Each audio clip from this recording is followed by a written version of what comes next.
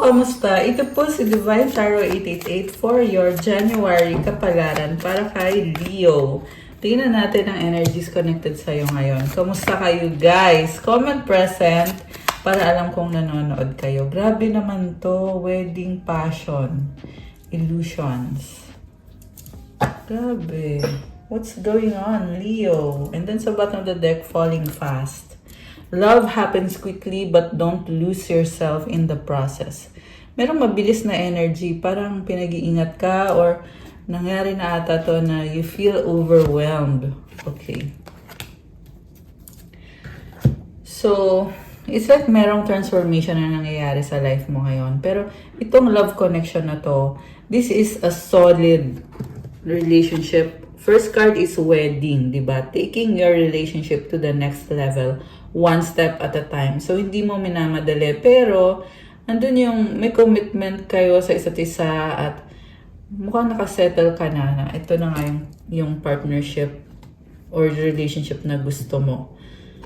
And then, passion. Keep the flame of passion alive. It's the heartbeat of love. Wow naman! So romantic! Okay, parang haba ng hair mo dito.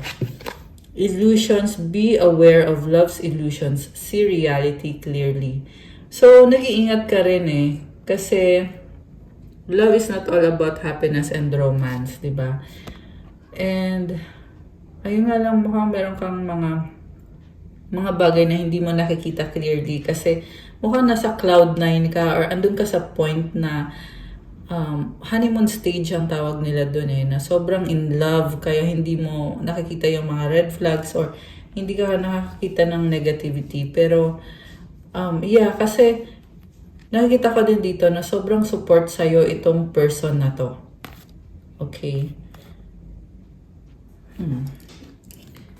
So, we have your 7 of air. Okay, Leo, ang nakikita ko ngayon sa'yo, mas pinipili mong sarili mo kesa sa ibang tao. Naging mas matalino ka ngayon. Namimili ka na lang, hindi mo basta-basta binibigay yung energy mo kahit kanino. And mayroong white doves na dalawa. So it symbolizes peace. Mas pinipili mo kung saan ka at peace. And itong mga ducks, blessed ka rin eh. Pero, ayun na nga, mukhang you want to be alone and enjoy yung freedom mo. 9 of air. So, ang dami mong iniisip, masyado. So, yung iba naman sa iniisip mo ay parang hanging pa or wala pang sagot sa mga katanungan mo. Ang masasabi ko lang, take it easy sa sarili mo. Medyo nape-pressure ka din kasi. Medyo nako-confuse ka din dahil sa mga iniisip mo. So, you have to really ground yourself, Leo. Okay? Yeah, siguro nga you are preparing for something. Kaya overthinking ka, pero kailangan mo din kumalma at yun, be secure sa sarili mo. Okay, 3 of fire. May mga tao sa paligid mo na iniisip mo rin. So, ito, sobrang mong pinoprotect yung sarili mo against itong mga taong to. And yeah, connected dito sa falling fast na energy or sa pagbabago na, mabilis na pagbabagong nangyari. Okay, so, gusto kong tingnan, ano nga ba ang intensyon nitong taong kadil mo? Wait, kuha tayo muna. Anong mga mensahe? Ito muna. Mensahe galing sa person na ito. What's the point of it all? Oh, my love for you is stronger than ever. Alam mo ba kung nagka-problem ka, pero may saman dito na sobrang support sa'yo. Mahal na mahal ka niya. I want to fall asleep next to you. Are you thinking about me? Sobrang supportive na person na nasa paligid mo ngayon. O ito nga yung karelasyon mo. So, we were always meant to meet. It was written in the stars. I want to hold you in my arms. Oh my gosh. I need you to help me. So, ang nakita ko kasi dito mukhang meron kang problem and someone wants to comfort you. Gusto niyang iparamdam sa'yo na sobra kanyang mahal at magbigay ng stability sa'yo at sa connection na to.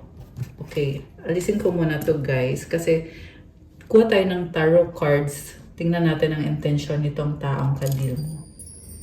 Ayan. Person ni Leo. Okay. Person ni Leo. Parang ang haba ng hair mo dito sa taong to. Person ni Leo. Messenger of Earth. Seven of Earth. Alam mo, andyan lang siya nakasupport sa'yo, pero parang hindi niya alam kung anong gagawin. Meron siyang hinihintay. Okay? Connected sa stability, finances, and hindi siya makamove hanggat hindi nangyayari yung hinihintay niya. Six of Fire. Love. Wow naman.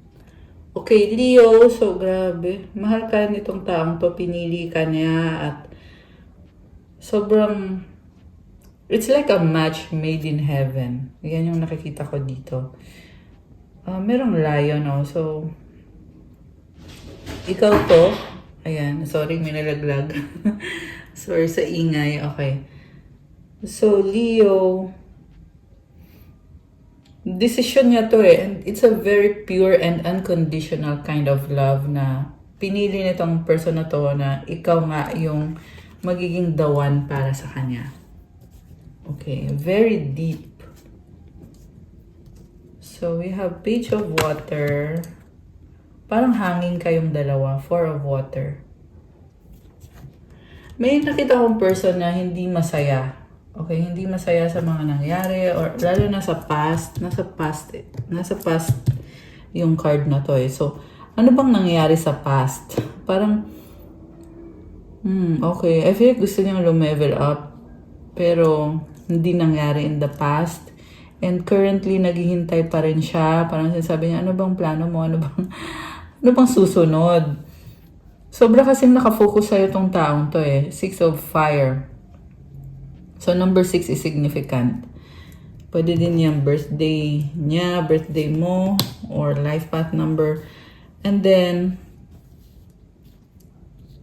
eventually, sabi dito, you're still not ready. With the Page of Water, parang hanging. Yan pa rin yung nakikita ko dito. Hindi pa ready. Or baka masyadong bata, or may anak na involved. Okay, take it out resonates and remember general reading po to so hindi po sa lahat magre-resonate. Wow, Strength card is here. Alam mo sabi dito, Leo, support siya sa'yo 100% kahit anong mangyari. Okay, with the Strength card, kaya niyang tiisin lahat ng mga problems, kung ano man itong mga problems na to. Nagsastruggle siya pero kaya pa rin niya dahil mahal ka niya. So, Messenger of Water. Fortune's Wheel. Oh my gosh. Alam nyo, eventually, there will be expansion and growth dito sa connection na to. Pero sa ngayon kasi, andun siya sa period of waiting eh. Naghihintay, what's next, anong mangyayari, Nine of Earth. Okay. Very independent. So, yung person na kadi mo dito, very practical and independent yung energy niya. Baka may kadi kang Earth sign, Capricorn, Taurus, Virgo, although this can be any sign. Malakas din dito ang Gemini, Leo, Water sign, Cancer, Pisces, Scorpio. Okay. So, ang masasabi ko lang, it's going to get better. Hindi man ngayon mangyari. Pero, doon na din yan papunta. Okay, andito kasi yung Fortune's Wheel eh. Pero sa ngayon, parang feeling mo kailangan mo munang maging malaya, maging independent. Oh, wow. King of Water is here. Okay, tingnan natin. Oh, ayun na nga. Oh my gosh, parang kinilig ako. So, si King of Water, this is someone na talagang very compassionate siya sa'yo. Mahal ka niya, gusto ka niya makasama ngayon. At yeah, malalim yung feelings niya sa'yo. This is unconditional love na gustong ibigay sa'yo nitong taong to. Three of Fire. So, gusto niya mag-reach out sa'yo. Or magkita kayo. 7 of Fire. 3 of Earth. Alam mo, may nakita kong maraming tao sa paligid. Okay, baka marami siyang kadil na tao. At, anong connect? This is someone na malaya, palaban. 7 of Fire kasi talaga nakafocus siya sa mga goal niya sa buhay. Pwede din tong ikaw, energy mo na talagang you are making the most out of the people and the blessings na meron ka. Very creative na energy. Sun, wow! So, this is Leo energy actually, itong Sun card. It symbolizes leadership and positivity. Yeah, ang ganda ng energy mo. Tingnan mo, merong malaking disc or malaking sun. So, ito yung liwanag sa loob mo. And you can create what you want as long as you want it, as long as gagawin mo or ipupursue mo yan. Okay. Marami din sumusupport sa'yo.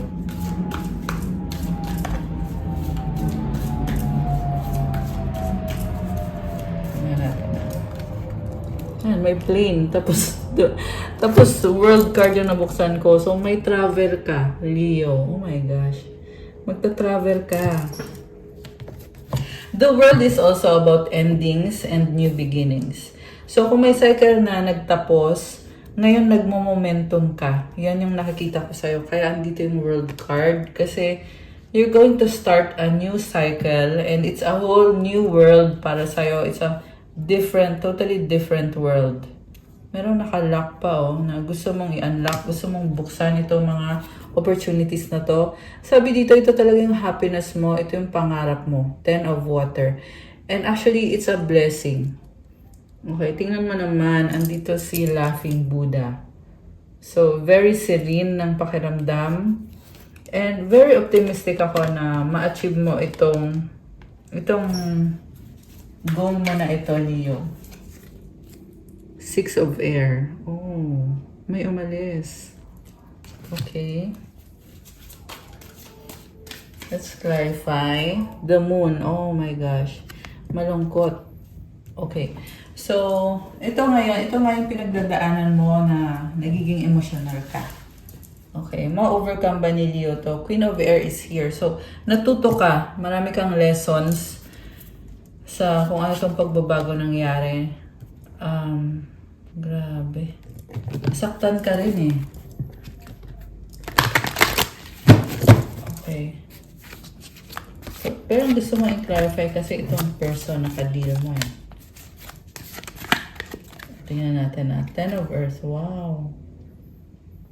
You are blessed. You have abundance all around you. And the person na ka-deal mo, this person offers you stability, legacy. 8 of Water. So, like I said kanina, mas pinipili mo kasi sarili mo, mas pinipili mo mag-isa, the Hermit. Ayan. Grabe. So, the Hermit is someone na mag-isa. Pero tingnan mo, ang daming susi, oh. So, meron kang mission sa ngayon. Yan ang sabi dito. Okay. Gusto kong kumuha ng mga messages from your person. Tingnan natin. I can't move on from you. My pride or ego took control of me. Think positive. Okay. I cry at night. You give me strength, keep going. Grabe naman to. Alam mo, nakita ko dito someone na sobrang supportive sa'yo kahit nasa time na nadadown ka, nalulungkot ka, umiiyak ka. I have hope in us. I pray about you. Wow naman, ang sweet. Ayan, Leo. Anong mensahe ng mga angels mo? Tingnan natin. Mensahe ng angels ni Leo. Okay, 1616 willpower. Wow. Things may feel out of sync and not within your control. The whisper of the divine is asking you that you remember that you are being supported and that your will is your superpower. Determination is key right now. Alam mo, Leo, malakas ka eh. At itong lakas na to, ayan din ang tutulong at susuporta sa'yo. Kasi andyan daw yung superpower mo. So, kailangan mong malaman yan at kailangan mong tandaan yan. Yung determination mo, yan ang susi para ma-achieve mo yung mga goals mo. So, kailangan mong lumaban at maging determinado. Okay? Magpatuloy ka, Leo. Kasi sa ngayon, yung feeling is parang hindi mo makontrol yung mga bagay-bagay. Pero kailangan mo pa rin mag-focus at lumaban. May superpower ka at yan yung determination mo. So to claim this beautiful energy, i-comment niyo yung affirmation. I call on my strength and willpower to take the lead. I accept and listen to the support of the divine within me. Ayan guys, tawagin mo yung strength mo, yung willpower mo, at i-accept mo daw at pakinggan mo yung support ni God na nasa sayo din mismo yan. Anong advice for Leo? Advice. Okay. Aging. Okay. Isa pa. Travel. Okay. One more.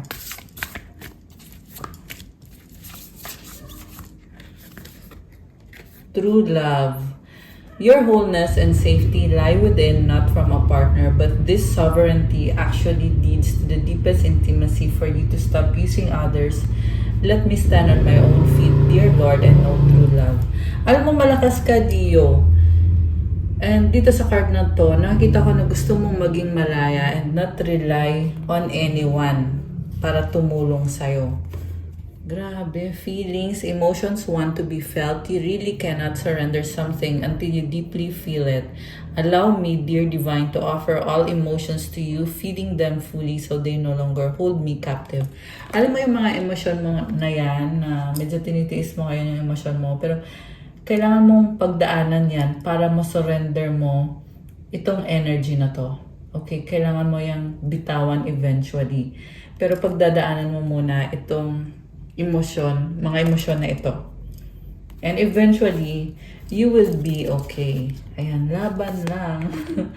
So, hindi ko na babasahin yung isa kasi hindi siya masyadong, yung mga card na yan, hindi siya masyadong nagbibigay ng advice, but energy yung nakikita ko dyan. So, that's all for your January Kapalaran, Leo. Thank you for watching. Like, comment, subscribe, hit the notification bell. Kung kailangan nyo ng one-on-one session, pwede kayo magpa-private reading. Message nyo ako sa Viber or sa WhatsApp. Nasa description box po yung contact details. Meron nga palang pa-discount sa ating private reading, 20% for the long-time subscribers and 15% for the new subscribers. Mag-message lang kayo sa akin dun sa Viber or sa WhatsApp.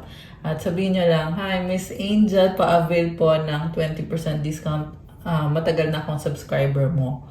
Or bago akong subscriber mo, pa-avail po ng 15%.